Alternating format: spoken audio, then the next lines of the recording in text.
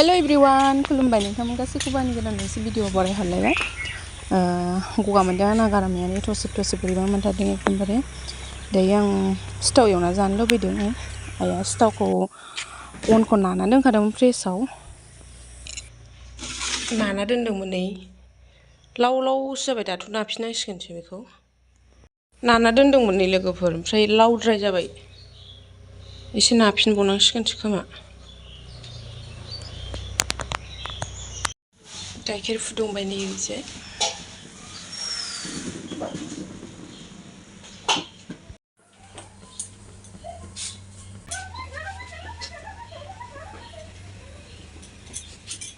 गुसुलाय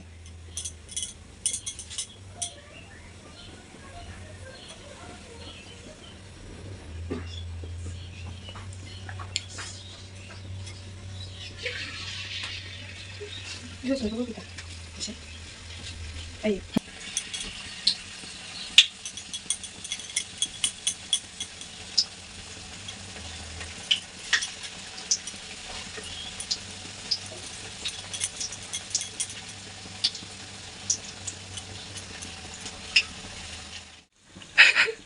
ओरैबायदि गरम लोगोफोर माथो खालामना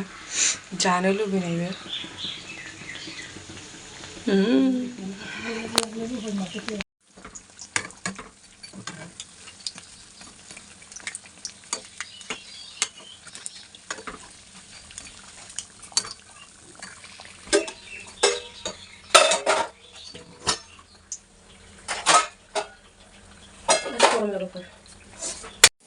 ओरै साहा फुदुंबाय लोगोफोर ओरै फारसेजों सिथाव एवबाय एवजोब्बाय सिथावखौ गरमनि थाखाय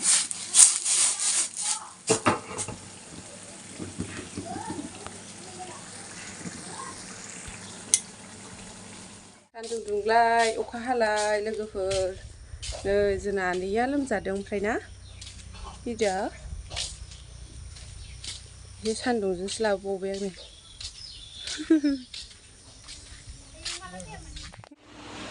हाहाहा हिराया बेयाव उन्दुबाय बेलासिनि गोथावनो लाबोदो लोंसै गोथाव साहा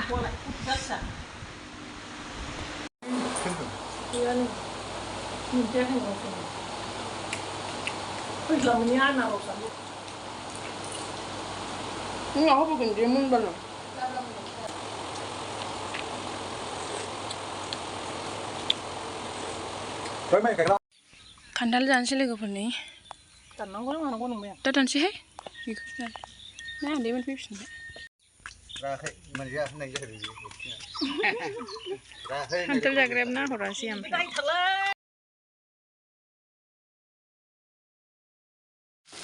मोनानि ओंख्रि संखाबाय लोगोफोर नै ओमफ्राय बोरमा बेदर एवबाय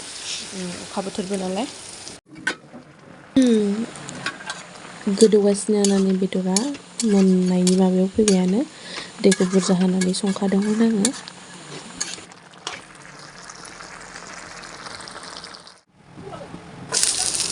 ओरै अमा एवलायबाय लोगोफोर नै थावखौ बारा होआ आङो अमा मेजेम दंखायो नालाय अमाया गावनो मेजेमखा ओंखायनो बारा थाव होआ आङो